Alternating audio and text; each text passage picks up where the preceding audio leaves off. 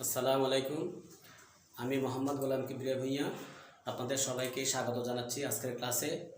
আজকে আপনাদের সামনে গণিতের একটা ক্লাস নিয়ে হাজির হয়েছি। গত ক্লাসে আমরা গুণনীয়ক সম্পর্কে বিস্তারিত আলোচনা করেছি। আজকে আমরা গণিতক সম্পর্কে আলোচনা করব। গণিতকটা যে অঙ্ক করতে লাগে এটা আপনারা অনেকে জানেন। লসাগুর পুরা মানে লঘিষ্ঠ সাধারণ গণিতক।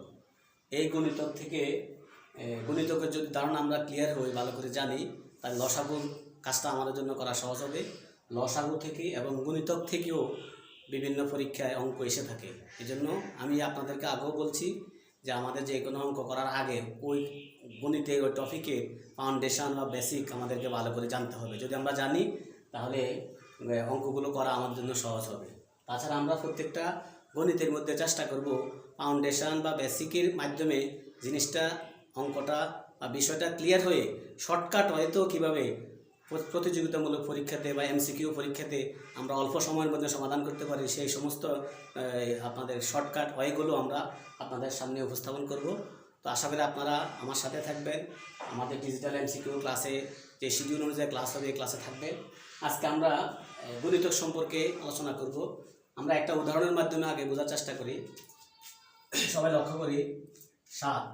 যদি বলা হয় 7-এর গণিতক কি কি, তাহলে 7-এর গণিতক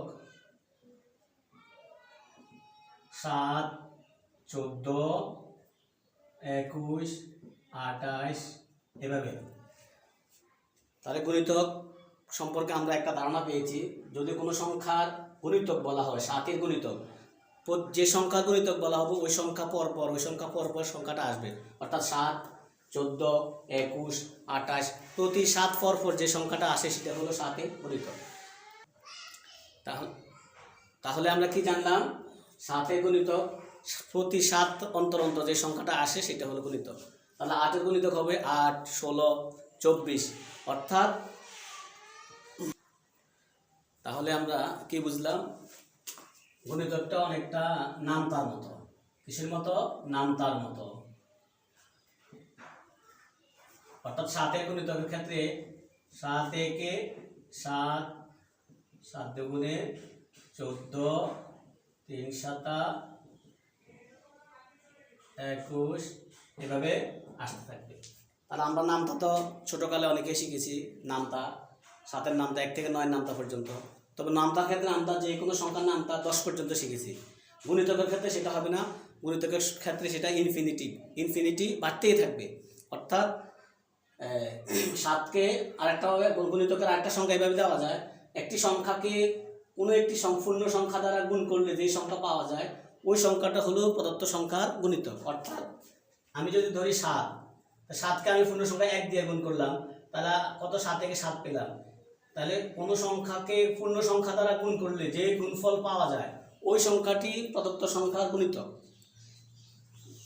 ছোট সংখ্যার ক্ষেত্রে আমরা সেটা বুঝলাম, যেহেতু আমরা নামটা জানি আমরা বলতে পারি। কিন্তু বড় সংখ্যা হলে আমরা কিভাবে করব? যেমন যদি আপনাকে বলেন 24-এর গণিতক, তাহলে যদি বলা হয় 24-এর গণিতক কি, অর্থাৎ 24 একটি সংখ্যা, এটাকে আমি 7 দিয়ে গুণ করলাম, তাহলে কত আসলো? 4 7 8 8 হাতে 2, 7 দুগুণে 14, 2 16, 128। তাহলে 24-এর সাথে যেই সংখ্যা গুণ করলে, কোনো সংখ্যা গুণ করলে যে গুণফল পাওয়া যায় এই গুণফলটা হলো এই 24-এর গণিতক। তাহলে 24-এর গণিতক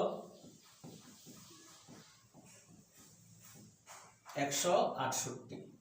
তাহলে সংখ্যা আকারে যদি বলা হয় গণিতক কি বা কাকে বলে, তা আমরা বলতে পারবো একটি সংখ্যাকে কোনো একটি সংখ্যা দ্বারা, স্বাভাবিক সংখ্যা দ্বারা গুণ করলে যে গুণফল পাওয়া যায় ওই সংখ্যাটি প্রদত্ত সংখ্যার গণিতক। অর্থাৎ কোনো সংখ্যার সাথে যখন আমরা পূর্ণ সংখ্যার স্বাভাবিক সংখ্যা গুণ করব, তাহলে যে গুণফলটা পাওয়া যাবে ওই গুণফলটাই হবে গণিতক। আর একটু সহজভাবে আমরা বোঝার চেষ্টা করি। তাহলে আমরা দুইটা জিনিস জানলাম। একটা হলো যে সংখ্যা গণিতক বলবো ওই সংখ্যা পর যে সংখ্যা আসবে সেটা হবে গণিতক। আমরা গুণনীয়কের ক্ষেত্রে জেনেছি যে গুণনীয়কে কিছু সংখ্যা দ্বারা যে সংখ্যাকে নিঃশেষে ভাগ করা যায়, অর্থাৎ ভাগফল আর ভাগশেষ থাকে না, ওই সংখ্যাগুলো হলো গুণনীয়ক। তার মানে কি, কোনো একটা সংখ্যার গুণনীয়ক অল্প কিছু সংখ্যক। যেমন 10-এর গুণনীয়ক আমরা গত ক্লাসে আলোচনা করেছি 4টি, 1 2 5 10। এই সংখ্যাগুলো দ্বারা গুণনীয়ককে নিঃশেষে ভাগ করা যায়, অর্থাৎ কোনো ভাগশেষ থাকে না, এই জন্য এগুলো হলো গুণনীয়ক। কিন্তু গুণিতকের ক্ষেত্রে এটা ইনফিনিটি, অর্থাৎ অসীম। যেমন যদি বলে 10-এর গুণিতক 10, 20, 30, 40, 50, 60 এভাবে আসতেই থাকবে। যদি আমরা এটাকে সেট আকারে নিই, যে একটা সেটের মধ্যে আবদ্ধ করি, গুণনীয়কের সেট আর গুণিতকের সেট, তাহলে আমরা কি বুঝবো? গুণনীয়কের সেট হলো সসীম, অর্থাৎ গুণনীয়কের ভিতরে অল্প কিছু সংখ্যা থাকবে, যে সংখ্যা দিয়ে ওই সংখ্যাটাকে নিঃশেষে ভাগ করা যাবে। আর গুণিতক হবে অসীম। কেন? গুণিতক ওই সংখ্যা পরপর আসতেই থাকবে, অর্থাৎ একটা সংখ্যাকে কোনো একটি পূর্ণ সংখ্যা দ্বারা গুণ করলে যে গুণফলটা পাওয়া যাবে ওই গুণফলটাই হবে গুণিতক। তাহলে আমরা আরেকটা জিনিস আমরা গণিত সম্পর্কে সংখ্যা আকারে আমরা শিখতে পারি যে একটি সংখ্যা দিয়ে যতগুলো সংখ্যাকে নিঃশেষে ভাগ করা যায় ওই সংখ্যাগুলোকে প্রদত্ত সংখ্যার গুণিতক বলে। তো আমি সংখ্যাটা লিখলাম না, আমরা লক্ষ্য করে খেয়াল করেন। যেমন 7 দিয়ে যতগুলো সংখ্যাকে নিঃশেষে ভাগ করা যায় ওই সংখ্যাগুলো হলো 7-এর গুণিতক। যেমন 7 দিয়ে 7কে ভাগ করা যায়, 7 দিয়ে 14কে ভাগ করা যায়, 7 দিয়ে 21কে ভাগ করা যায়, আপনার 7 দিয়ে 28কে ভাগ করা যায়। তাহলে 7 দিয়ে 28কে ভাগ করা যায়। তাহলে গুণিতকের সংখ্যা যদি আসে আমরা কীভাবে লিখব? একটি সংখ্যা দিয়ে যতগুলো সংখ্যাকে নিঃশেষে ভাগ করা যায় ওই সংখ্যাগুলোকে বলা হয় প্রদত্ত সংখ্যার গুণিতক। তাহলে 7-এর মাধ্যমে আমি আপনাদেরকে বোঝাচ্ছি, এভাবে যে কোনো সংখ্যা আসতে পারে। 7 দিয়ে 7কে ভাগ করা যায়, 14কে ভাগ করা যায়, 21কে ভাগ করা, তাহলে এই 7, 14, 21, 28 হলো 7-এর গুণিতক। আর গুণনীয়ক আমি পাশাপাশি আপনাদের সাথে আলোচনা করতেছি কেন? গত ক্লাসে আমরা আলোচনা করেছি, তারপরে আপনাদের বোঝার সুবিধার্থে। গুণনীয়ক হলো একটা সংখ্যাকে যে সংখ্যা দিয়ে ভাগ করা যায়, যে সংখ্যাগুলো দিয়ে নিঃশেষে ভাগ, ওই সংখ্যাগুলো হলো গুণনীয়ক। তাহলে গুণনীয়ক সসীম আর গুণিতক অসীম। আশা করি আপনারা বুঝতে পারছেন। আর আবারও বলছি, যদি এই ক্লাসগুলো আপনাদের পছন্দ হয়ে থাকে, আপনাদের উপকার মনে করেন যে এটা আসলে বেসিক জানা যায়, তাহলে আপনারা ক্লাসগুলোর মধ্যে অবশ্যই লাইক, কমেন্টস এবং শেয়ার করবেন। তাহলে এখন আমরা গুণনীয়কের মাধ্যমে যে ধরনের অঙ্ক আসতে পারে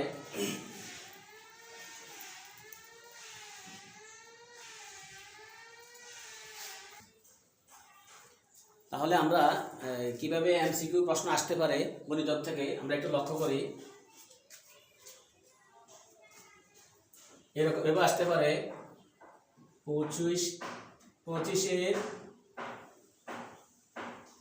গুণিতক নিচের কোনটি? ক 23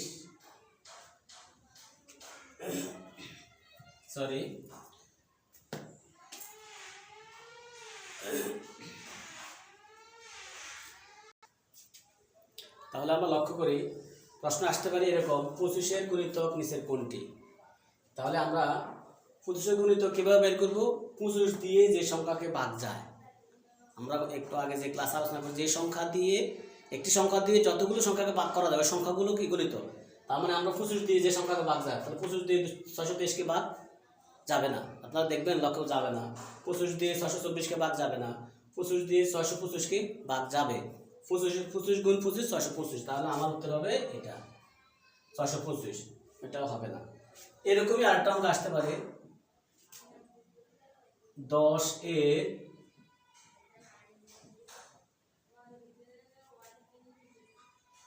10-এর গুণিতক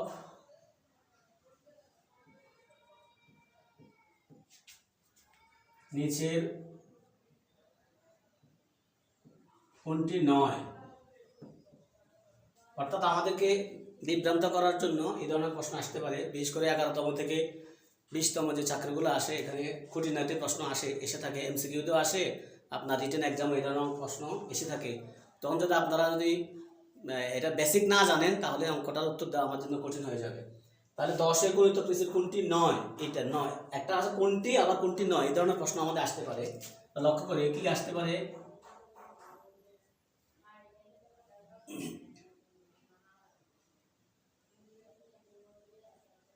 14 আসতে পারে,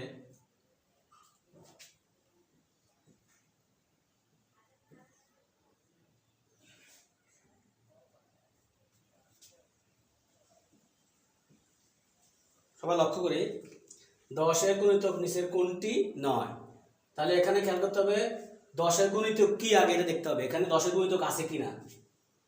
তাহলে 10 গুণিতক আছে, 10 দিয়ে যে সংখ্যাগুলোকে ভাগ করা যায় সেটা হলো 10 গুণিতক। তা 10 গুণিতক 20, 10 দিয়ে 20কে ভাগ করা যায়, 10 দিয়ে 50কে ভাগ করা যায়, গুণিতক 50, 10 দিয়ে 90কে ভাগ করা যায়, 9 10 90, কিন্তু 10 দিয়ে 14কে নিঃশেষে ভাগ করা যায় না, তাহলে 14টা 10 গুণিতক নয়। আশা করি আপনারা বুঝতে পারছেন। এই গণিত সম্পর্কে যদি কোনো প্রশ্ন আসে এমসিকিউ টাইপের, আশা করি আপনারা এটার উত্তর দিতে পারবেন।